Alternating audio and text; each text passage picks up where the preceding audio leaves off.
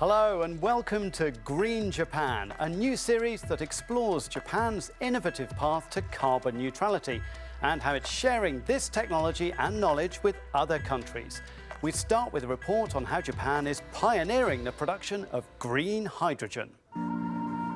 In Kobe, hydrogen produces heat and electricity for a hospital, sports centre and trains, part of Japan's transition to a so-called hydrogen society. It was the first country in the world to draw up a hydrogen strategy in 2017. It aims to cut emissions by 46% by 2030 and achieve carbon neutrality by 2050. Hydrogen gives off steam when burned, but its green credentials depend on how it's produced. Made from coal or natural gas, it emits CO2, which can be captured and stored.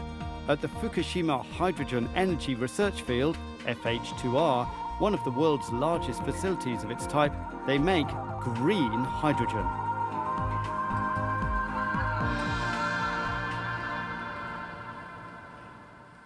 In this facility, we're researching the production of hydrogen without carbon dioxide emissions as much as possible by making the best use of renewable energy. To produce green hydrogen, electricity from renewables is used to electrolyze water, separating the oxygen and hydrogen. It neither uses nor emits CO2. Hydrogen has been used in fuel cell vehicles and homes for more than a decade, but could play a larger role in any future energy mix. In order to achieve carbon neutrality, hydrogen will be used not only for electricity, but also for heat in industry, for example, or as a low-carbon choice since hydrogen is widely used as industrial materials or as a fuel for transport.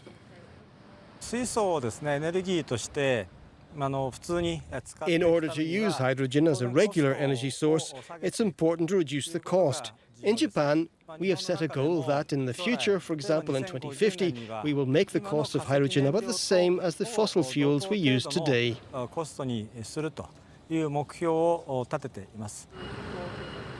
One way of lowering the price is to increase production abroad. That means more hydrogen available for import.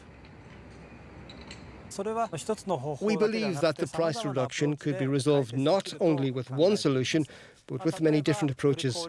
For example, introducing more efficient technologies and generating economies of scale. It's also important to create demand for hydrogen. We also need to reduce the price and costs of electricity from renewable energies. The hydrogen energy supply chain in Kobe uses hydrogen produced in Australia and then shipped to Japan.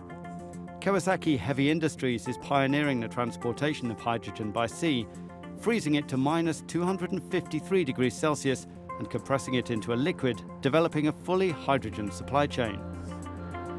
A world first, the Suiso Frontier will take 16 days to travel to Australia. The mass transport of hydrogen by sea is just about to start. LNG, or natural gas, has become widespread in Japan. This was made possible thanks to mass maritime transportation. In the same way, in order to be able to use hydrogen in an island country like Japan or in many other cities in Asia, it's important to develop a hydrogen carrier for practical use, and then to develop a commercial ship that is more than 100 times larger than this one. Another element in development at the liquefied hydrogen terminal is the unique storage capability. As for storage, it's important to make it larger too.